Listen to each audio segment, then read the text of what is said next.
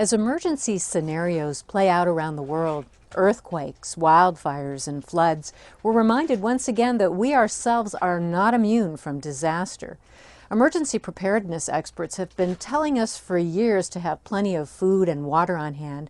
But what if things totally hit the fan? What if we have no food or water? What if somebody dies in your home in the middle of a disaster? Recently, Lowell Deo went out with survival guru and author Cody Lundeen. He tells us what to do when all hell breaks loose. I have never felt more petrified going to the supermarket. Some people shop for supplies, some shop for satisfaction, but Cody Lundeen and I are shopping for survival. So Cody, I'm looking at a bunch of cat food. Is this how we're going to save my life? Not initially, but eventually I do recommend the Fancy Feast. The author of the newly released book, When All Hell Breaks Loose, Stuff You Need to Survive When Disaster Strikes, says the difference between surviving the next crisis and succumbing could be on the aisles of the nearest grocery store. I see chlorine down there. Let's go talk about water disinfection. From bleach that will help make water safe to drink, to plastic bags that will help you handle a corpse, to rat traps that could provide your next meal. Cody ain't your father's survival expert. What's the first thing we'd have to do to survive? The first thing that's key is regulating body temperature. If Cody looks familiar, you've probably seen him teaching survival tricks on national television shows like Today and Dateline NBC. This is power. And you make it look easy. Now it's your turn. Yeah, well, now I'll make it look hard. But Cody is leaving the wilderness behind him, at least for the day. He's in Seattle, getting me ready for the big one. Okay, here's what I'm talking about. Sodium hypochlorite, 5.2 or 6%, regular household bleach. Okay. Chlorine is the wonder chemical you need to have close by in case of the next earthquake, volcanic eruption, terrorist attack, or any time your only available water source is contaminated.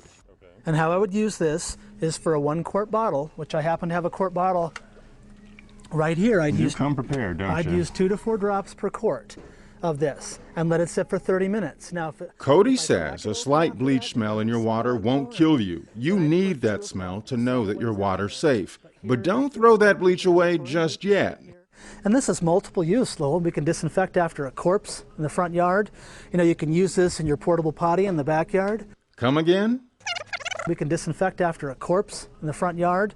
Cody says when disaster strikes, expect dead bodies. Your survival could depend on how you get rid of them. Plastic bags. Worth their weight in gold. Let's check these out. What do we need with plastic bags? Plastic bags, I mean, multiple use. Again, check this out. Here we have this brand name freezer bags. I can improvise these as mitts. Again, if I'm moving a dead body or dealing with fecal material because of alternative sanitation, I can actually store water in them. Cody says, don't scrimp. Brand name freezer bags have thicker walls and provide better protection. Oh, and get some lawn and grass bags while you're at it. We'll tell you why in a bit. Now look at this here. We have this entire picnic area of stuff. Paper plates, paper bowls, paper cups. In the meantime, Cody finds some items that will save you precious water. What's going to happen in a disaster situation when you're eating weird food or canned food or whatnot? Water might be at a premium. Water belongs in your body first to regulate core body temperature. It takes a lot of water to do dishes, especially in my country because I'm from the Arizona desert. So just having some picnic supplies on hand where you can get rid of the plates and not have to use precious water that may or may not be disinfected is worth its weight in gold again. So what goes on those plates? But check this out. Rice and beans. Rice and beans may not be glamorous, but they pack complete proteins and carbohydrates for energy. They're easy enough to soak and cook over a backyard pit, and they're cheap. But this is free food. I mean, what is this? You know, $2-3 for this? And this can feed a family right here for 2-3 days, depending on the amount of people in the family. But survivors can't live on rice and beans alone. Next on the list are tuna and cooking oil. So, okay, here's a brand I always get. Oh, wait. Man, that's in the pouch. That's not going to keep as long. Let's try one of these cans. I know what you're thinking. Who remembered to stash a can opener? Not a problem, as you're about to see. Besides, this can and some cooking oil are going to shed some light on your desperate situation. Okay, so time for checkout. Almost. So, looks like the last thing on the list is mouse traps? So I gotta say, I do feel a lot better.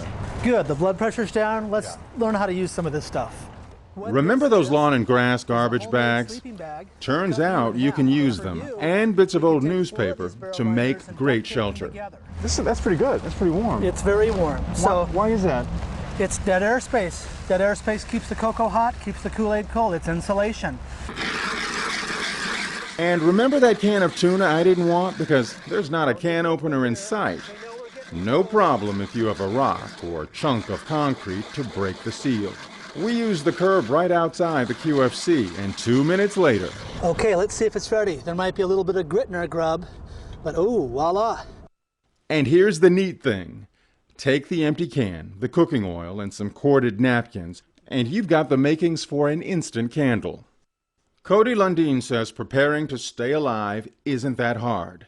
Less than 7% of Americans are prepared for a disaster. Less than 7% are ready for something happening to this country. He says a little preparation now could save you some uncomfortable decisions later on. Remember the rat traps? Okay, rat's a lot like duck, except with a delightfully nutty flavor. I think you'd really dig it. Mice, on the other hand... But this is serious stuff. Cody says if you don't have traditional food, you need to survive. And that means knowing how to prepare a rat. Kill the rat, skin the rat, just like you would an elk or whatever, and then gut the rat. You can eat all the organ meats. You want to check for the kidneys and the lungs, make sure the rat is healthy, get rid of all the intestines. You'll actually see rat poop up in the body. Then just cook the rat on a stick over a fire. And don't worry too much about diseases like hantavirus. The fire should kill that. Cody knows you may not do everything he says. That's fine. He just wants you to decide right now what you will do to keep your family alive. This is basic common sense things that every family should know or have on hand to mitigate a disaster.